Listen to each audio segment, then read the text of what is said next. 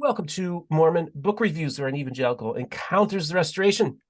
I'm your host, Steven Pynakker, but this is actually a segment of Mormon Media Reviews in which I have conversations with other podcasters. And I think many of you are probably familiar with this dude, my homie, David Snell of Saints Unscripted. How you doing, sir?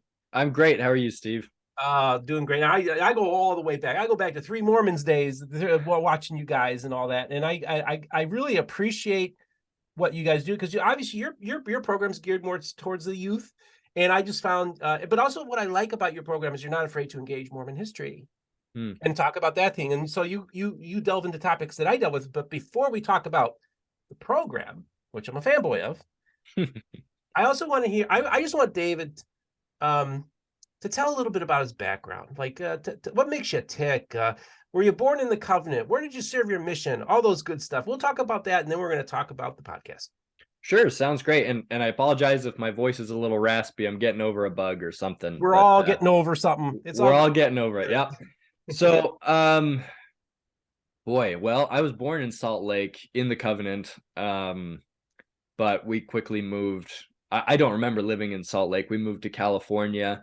I have a few memories from there, but most of my youth was spent in a little town called Hermiston, Oregon, which is in northeastern Oregon, just a little farming community up next to the Columbia River. And my parents have always been faithful Latter-day Saints. So I grew up in the church. It was a minority religion where I grew up. I imagine that most people were Protestant. Or non-affiliated. But yeah, I mean, I didn't really think much of that at the time, just because those were the waters that I was swimming in. I kind of miss it a little bit. I've been in Utah now for I don't know, a decade, and I kind of miss more of that diversity. You had a lot of interesting conversations with people from different backgrounds. But so I grew up there. I served a mission back in 2010. I served in Chihuahua, Mexico, which I had no idea that was a real place when I opened my mission call, but it is. And got back in 2012. Went to school at BYU, got a degree in communications, got married to my wonderful wife. We have a 2-year-old son now. And that's the nutshell version. Did I miss anything? Anything you were interested in? Well, I think one of the things you alluded to, and it's interesting because you know what, a very faithful Mormon told me. He said, one of the reasons I was back out east, and one of the reasons we didn't move back to Utah is there's too many Mormons there. He said we had to move to New Mexico. He's a faithful Mormon, and so it's a fun.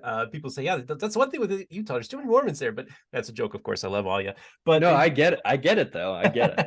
And but you said that so you're in Oregon, okay? Yeah. And you said like a majority of people. See, Oregon is actually probably one of the most secular states in America in many ways. I think you're doing assisted suicide in the 1990s, right? I mean, so this is like euthanasia and all that. And I remember when all went down. So here you have a very secular society, but also Protestant in the sense that there's a handful of Protestants. Did you actually have any like engagements with evangelicals growing up? And if you did, what kind of, were they positive? Were they negative? Maybe just talk a little bit about that.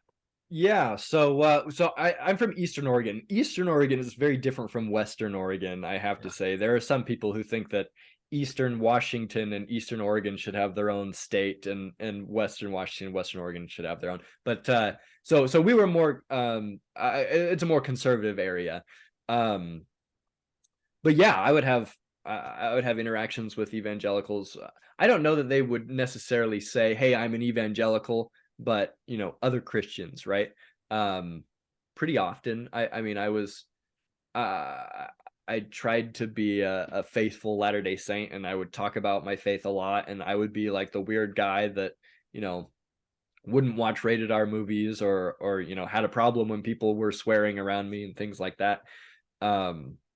So that opened up a lot of conversations. Most of them were fine. They didn't get particularly deep because when you're in high school, theology is kind of beyond you a lot of the time, beyond me and beyond, the other Protestants there. But yeah, I mean, most of my friends were not members of the church, and we got along fine. Yeah, I really appreciated being raised in a community where I could have those kind of diverse interactions. So it was good. Good. That's cool. That's awesome. And it helps inform you. Now, also, when you're on your mission field in Mexico, did you primarily encounter Catholics, or did you also maybe run into Pentecostals and those types down there? Catholics definitely were the majority down there. There was kind of a non-Catholic Christian, kind of it was becoming more popular in that area. But yeah, mostly Catholics. Okay. All right. Well, that is so cool. Thanks for giving us a little background. And I always love when there's intersections, when worlds collide, if you will, and we have these interactions with each other. And I think that's good, because what you and I are doing is really important, is to build these bridges and have conversations, and also say, hey, this is where I disagree with you, and this is where I agree with you, and have it that way, have a two-way conversation. And this is one thing I really like about Saints Unscripted, is that it's you're engaging the modern youth. And this is the thing, and we've talked about this before, we're losing a generation of youth, both evangelicals and the Restoration Church of Jesus Christ of Latter-day Saints. We're having problems because millennials and younger kids, they're dropping out, man. And so I think you guys, your group, saw the need to say, hey, these kids are on the internet, man. They're doing their research. I had Aaron Ra on, who's like one of the biggest atheists on YouTube, and he's currently doing a deconstruction of the Book of Mormon. I'm like, your kids are going to learn about the Book of Mormon from Aaron Ra. So I think it's important that we have these faithful voices also engaging a lot of these things. So would you say that, and we're going to kind of talk about your history with the program, but would you say that's kind of like the main emphasis of your channel, is to engage the youth and say, listen, we're going to talk about the tough stuff? Yeah, I mean, I think that when I wasn't around when the channel first started, I came on later. But I think that originally the idea was just that, it's hard to be a Christian, and it's potentially even harder to be a Latter-day Saint, because it's a minority within the realm of Christianity, right? And so we wanted to provide a space for Latter-day Saints to, one, learn about their faith, but also be proud of their faith and gain some confidence in it, and not necessarily just always be on the defensive about it, because that's often what it is when you're growing up as a Latter-day Saint, is you're being questioned, and that can be hard, and it can make you be defensive in general, kind of have a defensive attitude. But we wanted a place where Latter-day Saints could come and feel safe and entertained and have a good time and learn along the way. And so we saw that there was kind of a gap there on social media that we wanted to fill. Because frankly, if you want to learn more about the Latter-day Saint faith on YouTube, generally speaking, it's not a good place to do that. Yeah, I think the same could be said about social media in general, learning about any faith, really.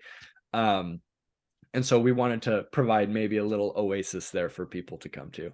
That's cool. And actually, it was very informative to me, because I tell people, my engagement with the Restoration was through the scholarship and reading. And I tell you, I went the opposite direction. I went from the anti-Mormon literature to scholarly to faithful. And that includes faithful podcasts and YouTubers. And I hopped on, I started watching Rod Meldrum's stuff. I'm like, I kind of like this Rod guy. He's a cool dude. And he's been on my program. And then I'm seeing these three Mormons, and we got these youths, they're on the show and they're talking. And I thought, okay, this is cool. Of course, back in the day, you had Kwaku. That's kind of where we got to know him. Brad Whitback, he's somebody I've been engaged with. And then, of course, you're very ubiquitous. You seemed like you've been there for a very long time. And so it's just very instructive and helpful to me to kind of get a glimpse of the culture, the Mormonese, if you will. I kind of learned that, so I'm conversant in Mormonese in some sense. And I guess the question I have for you is just to give me a little background, like, how in the world did you get tied up into this group. What did they come to you? Did you come to them? Were you just watching the program? And just talk a little about how you got on board this whole thing. Yeah, so I had heard of it before, but long story short, I was in college. I was in the communications program, and I went on an internship through BYU to New Zealand, interning for the public affairs department of the church. And it was an awesome experience. And from there, I got connected to the nonprofit organization that's associated with Saints Unscripted. And so after my internship, I started writing for them. And thus, when Saints Unscripted, when the time came for them to be looking for new hosts, because hosts go off, they finish college and they move to different places around the country, things like that. They get jobs elsewhere. So when they were looking for new hosts, I was right there, and they brought me on, and here I am a few years later, several years later. I don't know how many years it's been now, but yeah, I'm the old man at this point among the hosts. So, I mean, you lost track of the years, but roughly how many years have you been with the program? Let's see. I think it was about when I got married, which would have been 5. You better remember that date. Yeah. I think it would have been over 5, between 5 and 6 years now. Wow. Is that really? That might be off, but at least we'll say at least 4 years. Okay. We'll I think it's been 5, but yeah, that's probably has. Wow. Okay. And so you said you started off as a writer. Yeah. What kind of stuff were you doing as a writer? So at the time there was an outlet called Mormon Hub. Right now it's called Third Hour, but there's not much content on there anymore. But back in the day, it was kind of like an LDS living type thing, where I'd write about different, just different stories from different people, or different stories from church history, or common questions that people have about, seer stones, or I wrote one about the Granite Mountain Records Vault, which it once you know what it is, it's frankly not particularly exciting, but it's kind of like a clickbait type thing where you're like, oh my gosh, the Latter-day Saint Church has this vault in the mountains and nobody can go there, and it can withstand a nuclear bomb and things like that. And so I just write things that capture people's interest, and taught them a little bit about, maybe some things that they were less familiar with. Oh, that's cool. It reminds me, I was conversing with somebody who used to be with the RLDS's archives, and he's telling me, yeah, there's this cave in Missouri that we have all of our records and Books of Mormon. I was like, next time I'm in Independence, I got to get into that cave. So yeah, that's really cool. And of course, makes sense. Caves are like the perfect environment to store things. And so I thought, oh, I didn't know the Community of Christ also has a cave of records. And I didn't know that. I didn't know that either. And and this is the thing a question I have for you, is that how knowledgeable of Mormon history were you when you first started this? Like, because you guys are engaging these things, which I find interesting. Have you just been learning on the fly? Maybe explain that a little bit. So the short answer is yes. I have largely been learning on the fly. And that's the thing, is like, once you serve a mission and you come home and you're like, I am an expert. Like, I know how to teach this stuff. There's nothing left to learn. I've got it locked down. And so once I was kind of thrown into this environment where I realized that I knew nothing, or I knew very little. And so I had joined the show, and we had come to realize that it's really hard to talk about, some of these tough topics in an intelligent manner, completely off the cuff, unscripted, if you will. Mm-hmm. And so the idea came up, hey, let's have David start a segment of the show that is scripted, but that addresses some of these tougher issues. And so that was the start of an incredible education for me. The last 3, 4, 5 years have just been eye-opening in fantastic ways.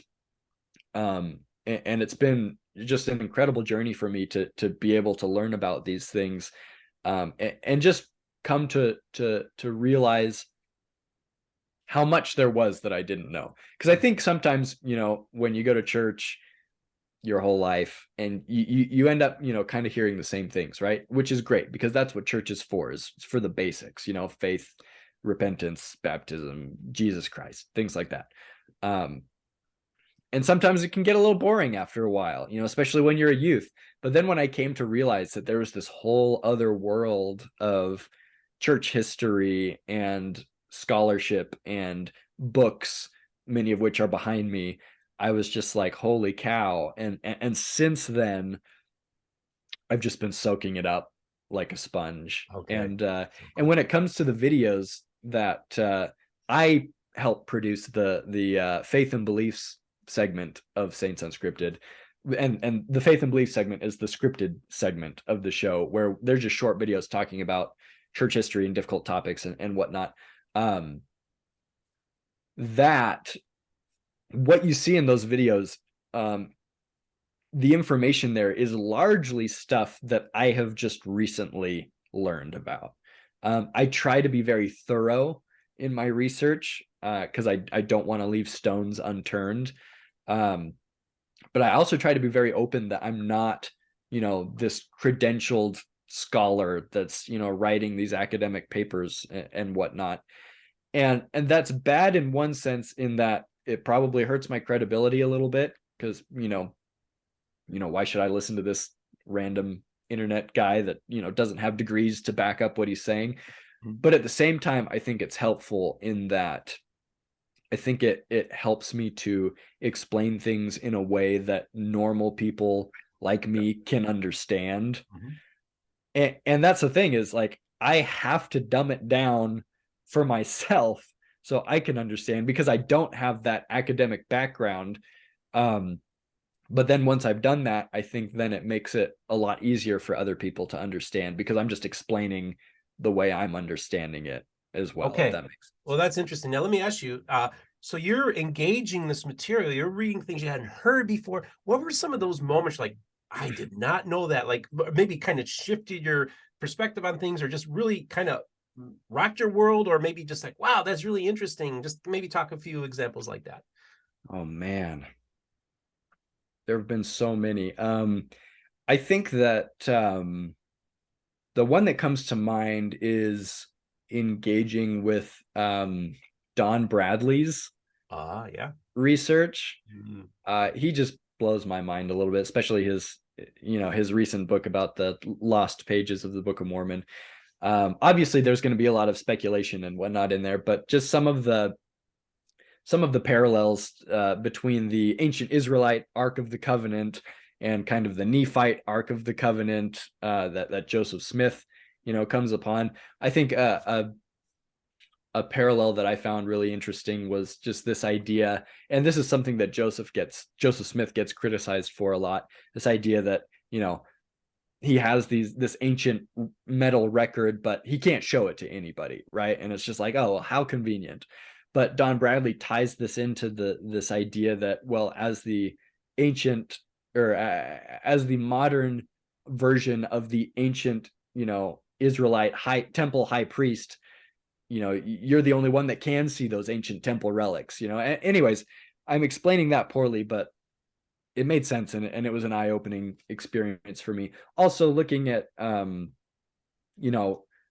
research by Hugh Nibley, looking at kind of some of the ancient parallels to modern temple ordinances.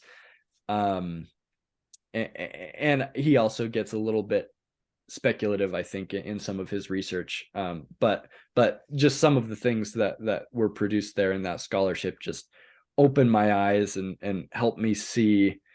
It helped me see the more logical academic side of my faith that I didn't know was there. That was really cool for me to experience. Now, for a lot of people who engage church history, sometimes it causes their shelves to break. But it sounds to me, in one sense, your engagement with the history of your church has actually bolstered your faith. There were difficult moments, of course, and I think that that's normal and natural, and part of it was coming to learn that that was normal and natural.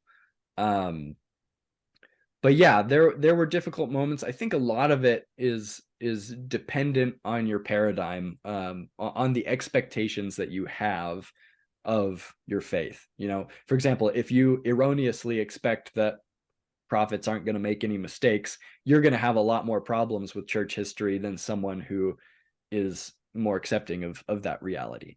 So yeah, there were tough moments, and I'm sure there probably will be tough moments in the future. I think that's just kind of the way faith goes. I feel like a lot of people view doubt as kind of the antithesis to faith. My feeling is more that doubt and faith have to coexist together. There's this constant push and pull between the two. And if you don't have, any reason to doubt, or any doubts or questions at all, then maybe you don't have faith. Maybe you have knowledge, right? But I think that having faith kind of implies uncertainty, right? Mm-hmm. I firmly believe in these things. There's some uncertainty. I'm not letting that uncertainty drive the ship. I'm not letting it take control. But yeah, I think that an important part of faith is not having certainty and choosing to believe nonetheless. Yeah, that's great. And it's so funny because I'm reminded, people are learning about the history of their. I had a meetup a while back last summer, a couple meetups in Utah, and they have groups of people show up, and just out of the blue, I had this woman. She says, "Don't say anything, but I just want to let you know I'm a big fan of yours, and I'm Thomas Monson's niece." Hmm. And she says, "I'm learning about my church history from your channel, Steve." Hmm. And I'm like, "Wow." And she just wanted to show up and just thank me. And she hung around for a little bit, and then she left. I'm like, "Wow." And those connections are really important to me. And then I get somebody who like might challenge me, like on Jeff McCullough's, when I appeared on Jeff McCullough's program, Hello Saints, and kind of gave an overview of some of the different groups, the split offs and stuff in Independence, Missouri. And I had somebody tell, "Oh, you're wrong about that. You're wrong about that." And I just send him I sent him a link to an interview I did with John Hamer. And he said, "Well, I'm going to watch this. I'm going to comment on it." And I never heard back from him. I'm wondering, okay, I want people to know the history. I look at the history of your church. That's your birthright. You have a right to know the story of your church. And you also should know what some of the criticisms are too. And I wonder, I never heard back from that guy. I'm like, oh man, I wanted to talk to you because there's a lot of people who really think they know their stuff. And then when I say, well, here's a link. And then they're like, oh, it's so important that I look at it this way. I want to challenge your faith, but I don't want to challenge your faith to undermine it or to weaken it. I want to challenge your faith to strengthen it. Maybe speak to that. Yeah, I think that's I'm more than happy to respectfully disagree with people. And that's the thing, is a lot of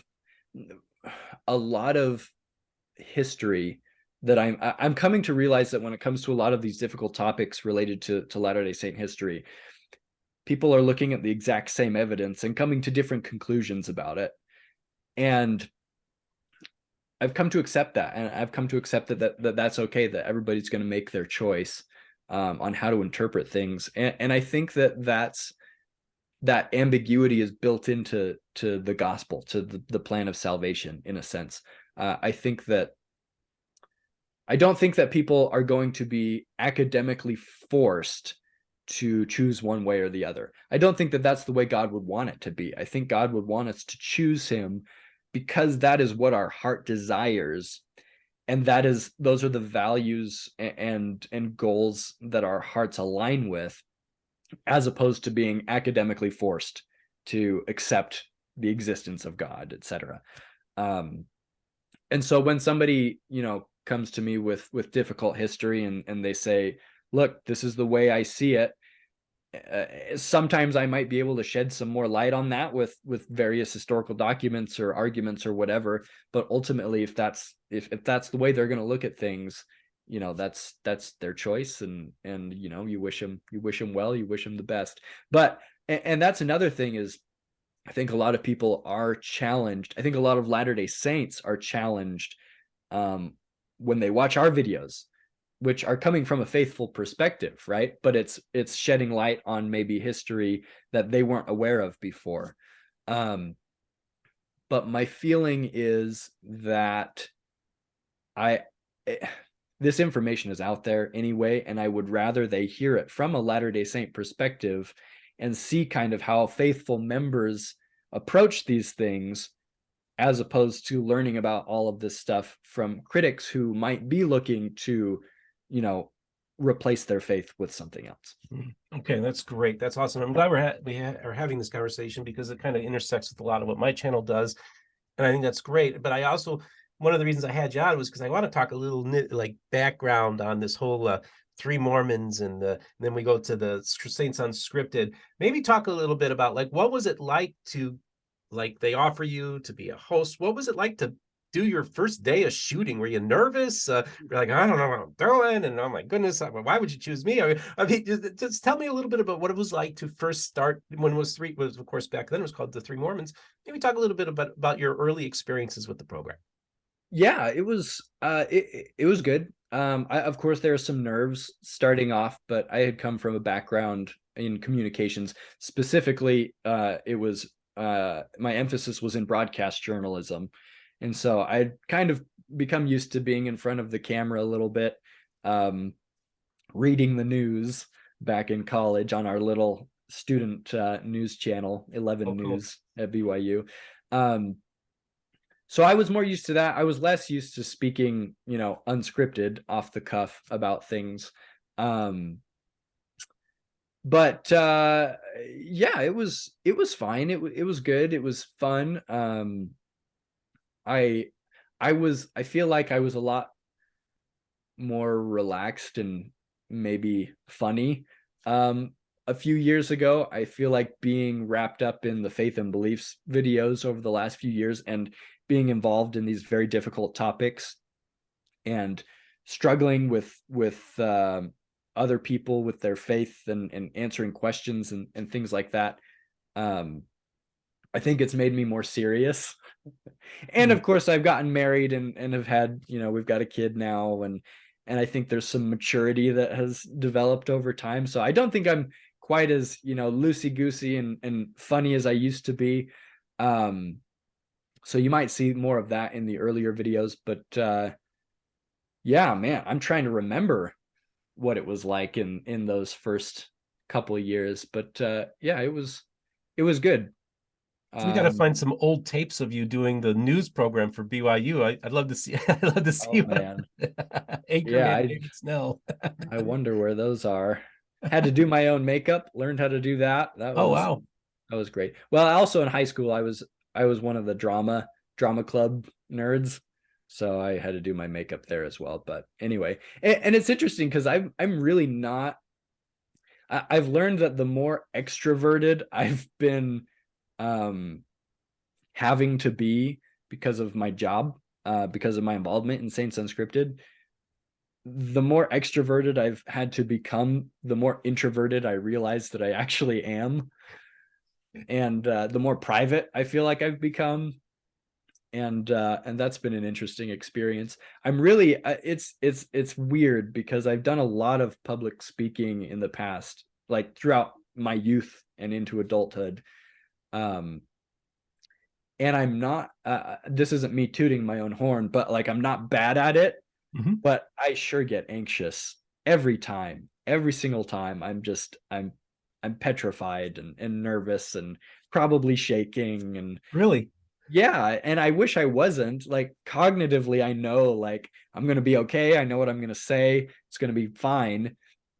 But my body just reacts to that pressure, that situation fairly negatively. It's kind of a pain, but I like doing it though. It's weird. It's interesting. It doesn't make sense. Huh. So I was talking to just fanboy it a little bit here, I think one of my first introductions to like somebody who is pretty familiar to a lot of people would be Kwaku. Now, of course, you don't really engage talk to him that much anymore, but what were your interactions with Kwaku? What was it like working with him? Yeah, it was fine. At the beginning there, he's been off the show for a couple, at least 2 or 3 years now, I think, doing his own content. Um, but it was fine. I'll say I didn't have the opportunity to get to know him on a super personal level. It was really just, when we got together to film. But he's a smart guy. And I will say we learned, I think, pretty quickly. I think we could agree on this, that we have pretty different personalities, and pretty different senses of humor. I'll state it that way. That's great.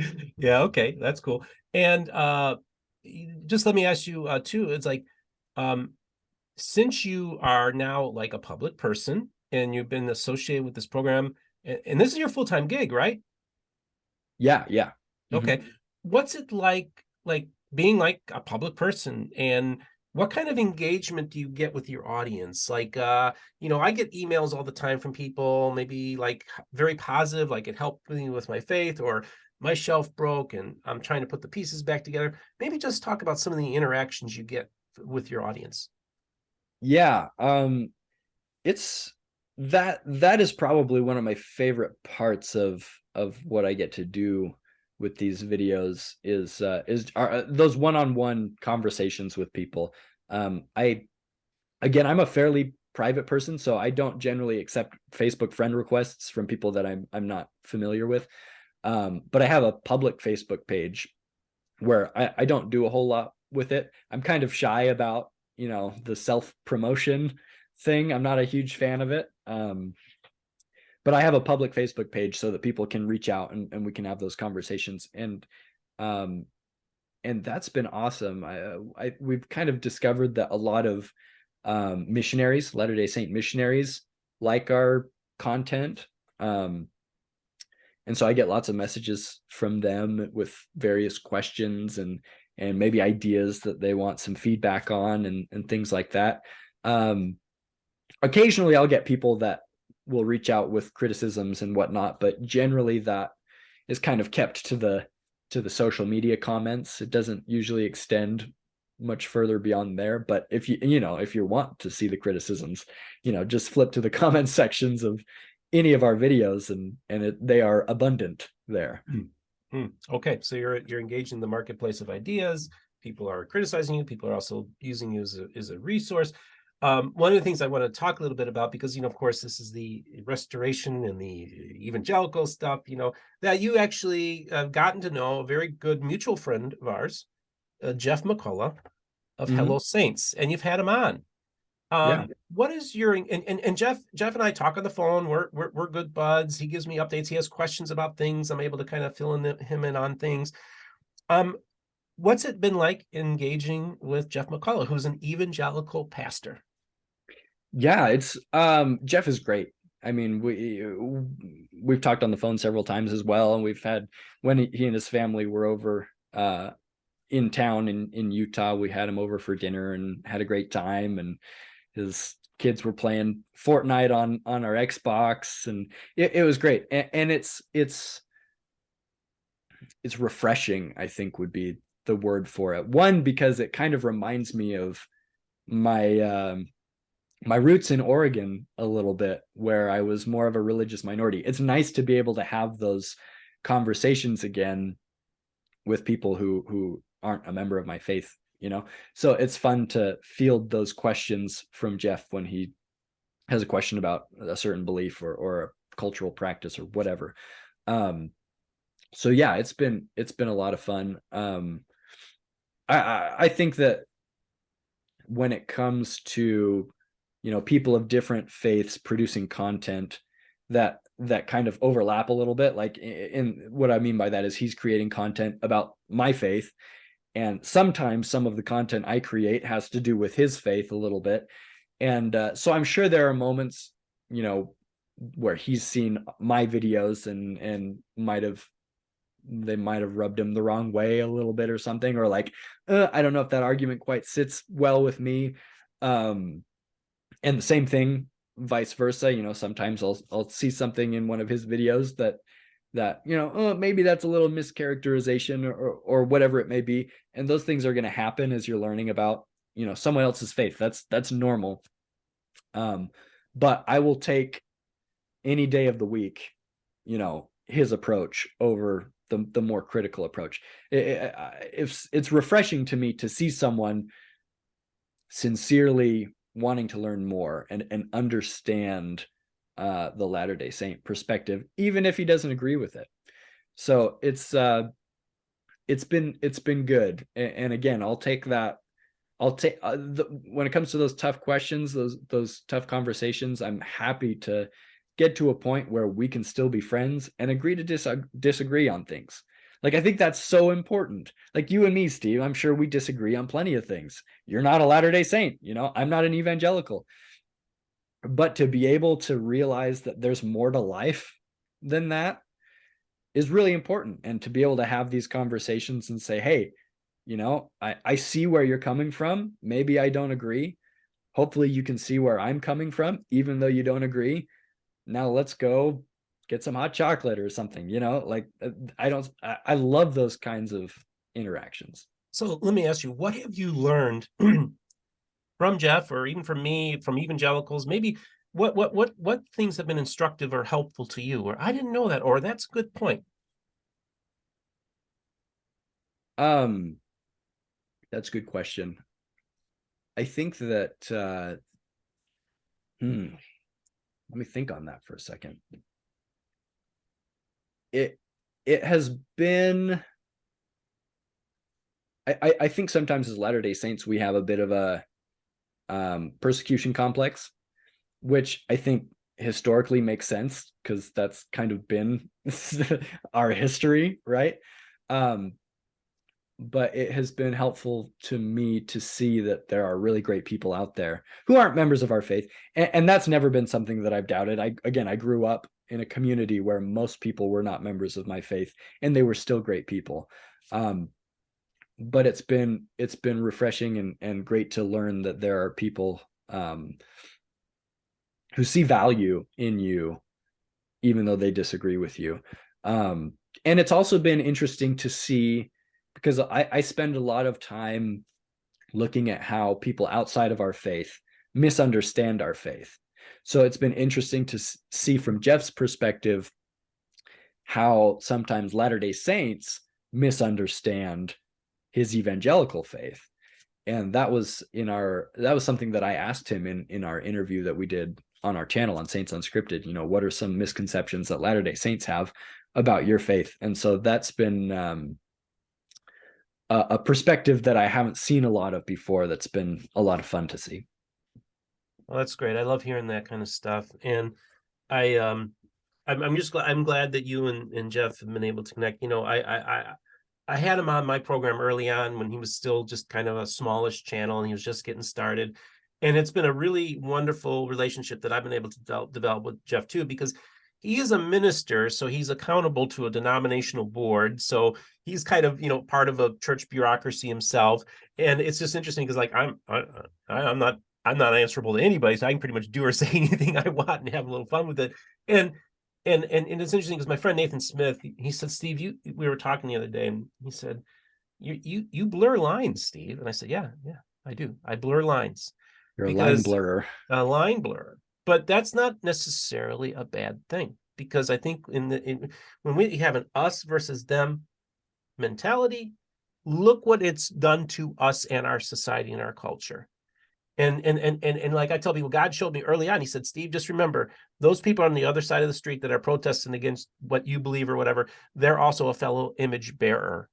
And just remember, they're a fellow image bearer. And that's how I just say, man, we look, you want to stand for your beliefs and principles, that's fine. But man, also remember that person is a fellow image bearer. And that's been very instructive to me.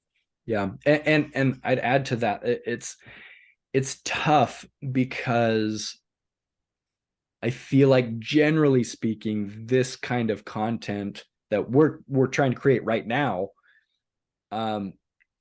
isn't as popular on, the social media platforms, because people consume controversy. Yep. I feel like they don't. A lot of people, there's an audience for it, right? And I think that Jeff is an example of someone who's finding that audience really well. There's an audience looking for kind of these interfaith conversations, but there are so many people out there that just want to see the debates. They want to see us theologically slugging each other, and I think that that's so unfortunate, because it's an opportunity missed, where there could be where there's contention, there could have been understanding. Right. And I would love to see more of that. And that's why I appreciate your channel. Is I again, I don't agree with everything that you say, but you don't really have a dog in the fight, I feel like. And you're just looking to share information and learn things. And I think that's great. And you're not hostile about it. And that's just so important. There's so much hostility today, especially in the wild, wild west of the internet. It's just so important that we learn. I mean, I just, it's so frustrating because so often we just act like children, when it comes to these conversations. And we need to grow up. I don't want that to sound super harsh, but we need to, have mature conversations and learn how to get along with each other. Because I just, it's so much more important, I think, sometimes to love other people than to be right all the time. When we think about the great commandments that Christ talks about in the New Testament, it's not be right all the time. It's Right. Love each other. By this shall men know that you are my disciples, that you have love one for another. It's not having the perfect theology. There are things. I'm a faithful Latter-day Saint. I'm willing to bet that I'm gonna die one day and come before God, and he's gonna be like, you know what, you got a couple things wrong, but let me set you right. And I'm gonna have no problem with that. I'll be like, oh, thank you for correcting me. But I think that as long as, I think it's just more important to me to treat other people how I think God would want me to treat them, and I'm not perfect at that, but I think it's important that we try to provide people tools to be able to do that. And this is the thing, these Christian apologists, and they get into these debates, and this is the difference between what I'm doing, what you're doing, what Jeff's doing, and what the debaters are doing. The problem with these apologists, especially on my side, okay, is literally they're just going this. You never see, the ball never moves. You don't see any progress. Literally, you just go back, and we could go look at a debate from 5, 10, 15, 20 years ago. It's the same thing. Butting heads. And I tell people, see, us evangelicals, like, we're the main baddies to the restoration for like 200 years, right? And we've basically been just having the same arguments all along. We haven't made any progress. Yet every time I have a Latter-day Saint on my program, every time I have a critic come on my program, it's better let's just talk these things out. Let's hash them out. Let's have these conversations. And you know what? We're making progress. There are Latter-day Saints who said, oh, wow, that's interesting. I didn't know that. And then I have Christians who, at first sometimes they'll attack me, but then they'll start, oh, I want to apologize, Steve. I thought one thing, but now I understand what you're doing. You really do just want to talk and have conversations. And evangelicals are learning about the church. And like I said, LDS folk are learning about their church history from the channel. And I thought this is what progress looks like, is that people actually are learning things, and it's actually helping them in their faith journeys. Yeah. And I think a lot of it has to do with, and the last thing I want to do is be tooting my own horn here, right? Like, I think we've all been in those contentious conversations and interactions. Absolutely. What was I going to say? It escaped me. Oh, that's okay. Old. Yeah, I know that happens to me all the time. You were saying how you had said that Oh, darn. Now I can't remember. Oh, we're both getting Look old, at us. dude. We're both getting old. So you said you didn't want to toot your own horn, and that you talked about like how you are. Oh, I remember. There we go. Yeah, I think that a lot of these contentious, things that we're talking about, so much of the problem revolves around pride. And I've found that it's so freeing to be able to just say, you know what, I don't know. I don't know the answer to your question. That's a really good question. I think I'll have to take some time to study that out, and I'll get back to you. But it's so hard when you're set up in a debate with somebody. The last thing you want to say is I don't know, because it feels like you lost, right? But when the goal is to love the other person as you say, as an image bearer of God, of deity, it makes it a lot easier to say, you know what, I don't know. Let me get back to you. And that actually dovetails to something I've been telling people about too. I said, some of the worst theology and some of the worst apologetics that ever happens is when these people give an answer to a question that the right answer is I don't know, but instead they give an answer, and that leads to bad theology and bad apologetics. Yeah, and I think that spans, that happens in my faith, that happens in your faith, happens all over the place. Absolutely. And so, yeah, that's the thing. Like, one of the things I've learned on my journey is how similar we really are. Like how evangelical you guys are in the way you think and talk, and it's like, when I sit in and I'm watching like Rod Meldrum chatting with some guests, I'm like, man, these sound just like people I grew up with. He sounds just like an uncle I had.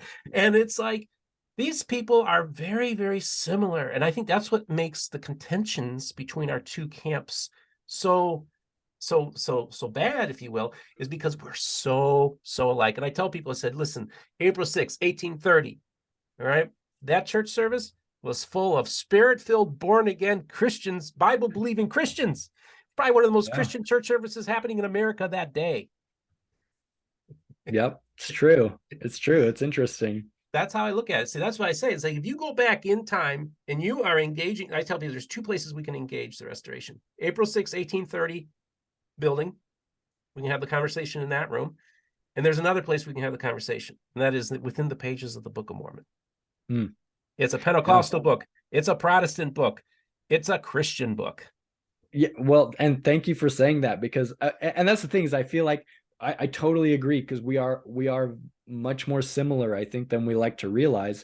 And I think that because we're so similar, I think both sides have wanted historically to pull back a little bit and say, no, we're not like them. No, we're not like them. We're different. When in reality, we're much closer than I think that we like to recognize sometimes.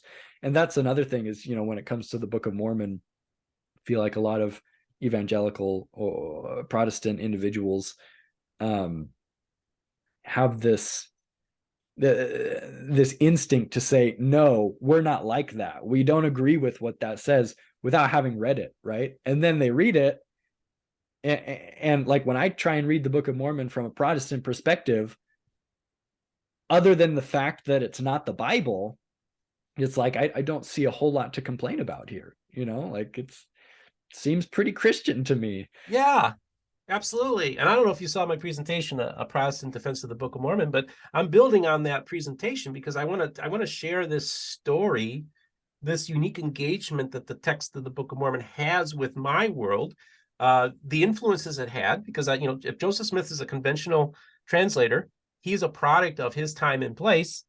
And so maybe when he's transcribing King Benjamin's sermon, he's also looking at it through the lens of attending a revival service in the 1820s, a Protestant revival service, and that informs his way of how he engages that text. That's how I look at it. It was a much more interesting way to look at the Book of Mormon than just it be the Satanic Bible.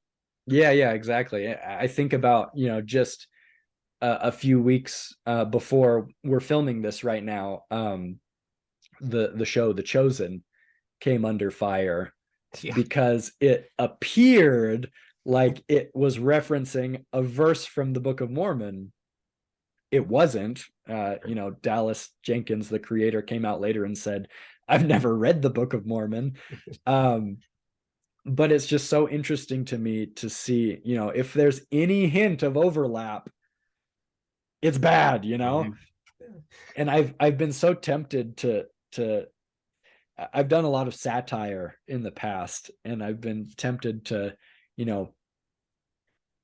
I've been tempted to show just how much overlap there is between the Chosen and the Book of Mormon, but not the way you might expect. For example, the Chosen portrays Jesus Christ as the Son of God. So does the Book of Mormon.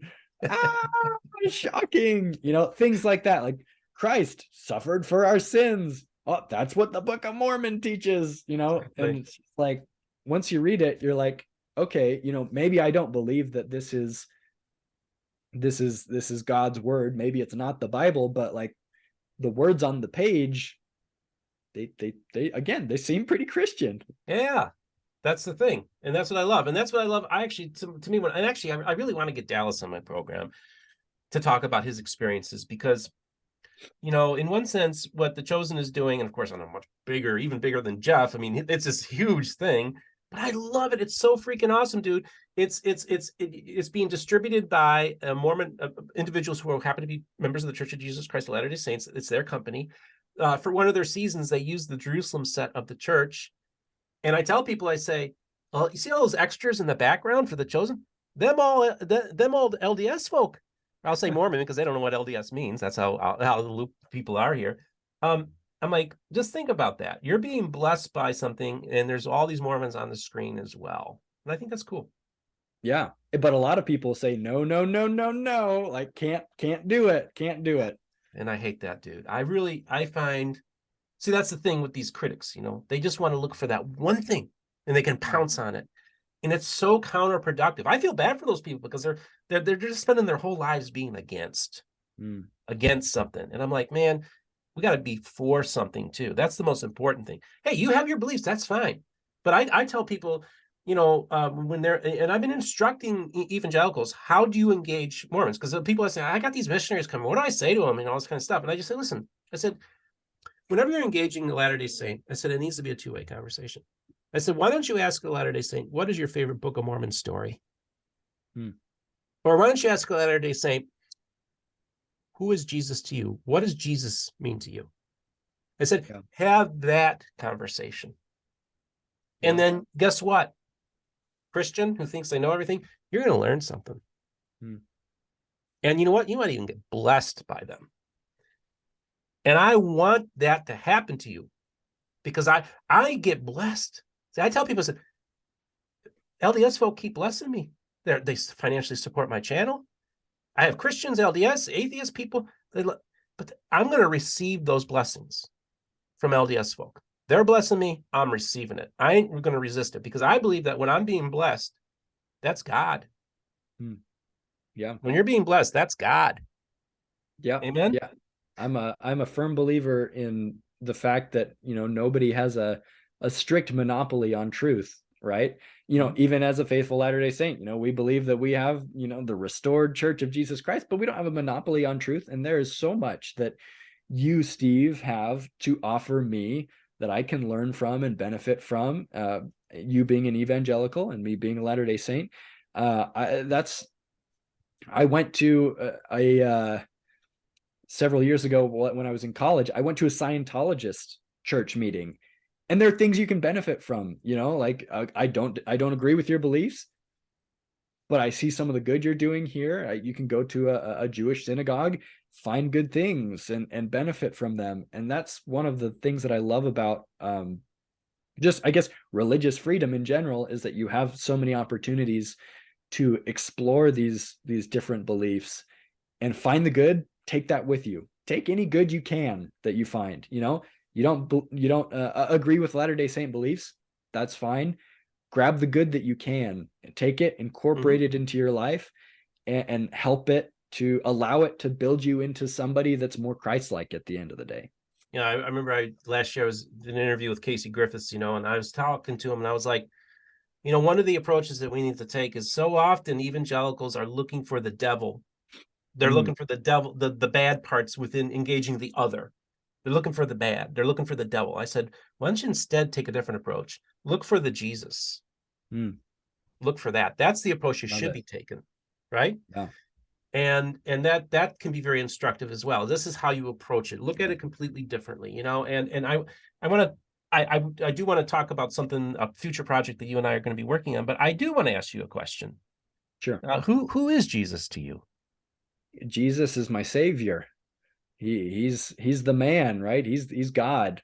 He's the Son of God. He's the creator of heaven and earth. He's the one who suffered for my sins, that thus enabling me to repent for the sins and mistakes that I've made, and hopefully by his grace one day return to be with him after this life.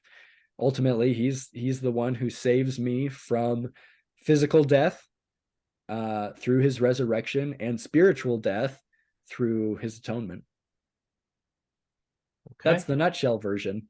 Yeah. That's pretty cool, dude. You know what? I'm going to ask another question too. Sure. I'm having fun here. What's your favorite Book of Mormon story? Oh man. I am a sucker for the war stories. Maybe that's just the testosterone in me. I don't know, but well, I'll say this. So recently on Saints Unscripted, we did a Book of Mormon reading challenge where we read the whole Book of Mormon in a few months. And generally, I don't read it that fast. Usually I slow down and you know, study topically as opposed to just going from beginning to end.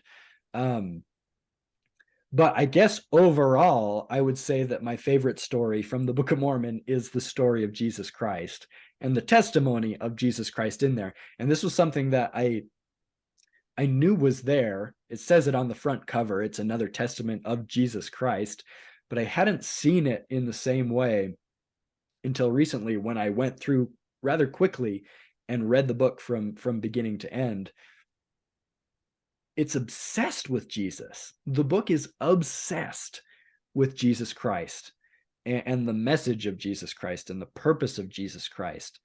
And it doesn't, I forgive the strong language, but it doesn't shut up about it. You know, the Book of Mormon it's about Jesus Christ, and pairing that testimony from the Book of Mormon with the testimony of Christ from the Bible, to me, that they're both very valuable, and they come together and make just a really strong foundation for me as far as testimony in Christ goes.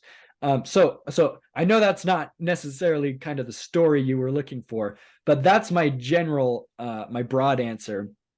More specifically, I love the war chapters, and I love the stories of the defensive preparations that they make. Okay. Specifically, I'm thinking of, I think it's Amalickiah, who's this dissident Nephite that rises in the ranks of the Lamanites, and he's going against the Nephites, and the Nephites have expected this, and so they've reinforced their cities, and Amalickiah gets to this city, and he sees that what was previously the weakest city in the nation has suddenly become this great fortress, this great stronghold. And they look at it and they're just like, we're going to pass on this one. We're going to go to this other city and start our war there. And of course, the Nephites were expecting this, and they had beefed up this other city even more than the first city. And the Lamanites get there, and by this point, Amalickiah has made this blood oath or he's made this oath to like drink the blood of Moroni, the Nephite captain or whoever.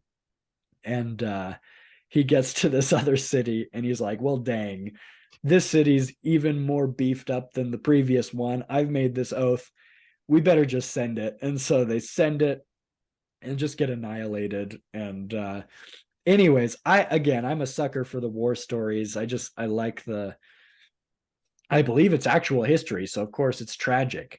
But I like the stories of how of how these nations were able to defend themselves. I'm kind of a history nerd. So I've given you a spiritual example. That's right. And more of a war thing, but yeah, That's but great. it's chock full of great stories. You can't go wrong. Yeah, that's okay. That's great, dude. I really appreciate it. I just want to say, folks, we want to kind of make a little announcement here that I'm going to be heading out next year, probably sometime in February. I'm going to be heading out to Utah. And one of the reasons I'm heading out to Utah is why. You tell me why I'm going to Utah. Well, we're hoping we can get you on our show I'm excited. so we can grill you, so we can debate you and really just grind your theology into the dust. It's going to be awesome. Yeah, and that's what Saints Unscripted is all about. That's what we do. That's what we do, right? I'm going into Lion's Den, folks. So, pray for me, fellow evangelicals. So, David, thank you, first of all, for you guys extending the invitation to come onto your program. I consider it an honor and a privilege and a blessing. And I want to thank you for blessing me by coming on my program today. Hey, thank you. It's been great. So is there any final words you'd like to share with the audience, or do you think we covered everything? I think we're good. If people have questions for me, again, my favorite part about what I do is talking with people one-on-one. So please find me, just search just search David Snell, Saints Unscripted on Facebook. You can find me there. Shoot me a message. Let's talk. I'd be happy to. I'm excited to get to know your audience a little bit more. Awesome. So, folks, I'll probably leave a link in the description to the Facebook page so you can reach David that way. And speaking of links in the description, just want to remind you, for those of you who'd like to financially support the channel, there are links to support us on PayPal, as well as Patreon, as well as our website, MormonBookReviews.com, in which we have all this wonderful merch and mugs and hats and T-shirts, you name it. It's all there. And I want to thank all of you who are financially supporting the program. Couldn't do this without you. And I just also remind you, the most important thing, folks, is all the voices of the restoration will be heard here on Mormon Book Reviews.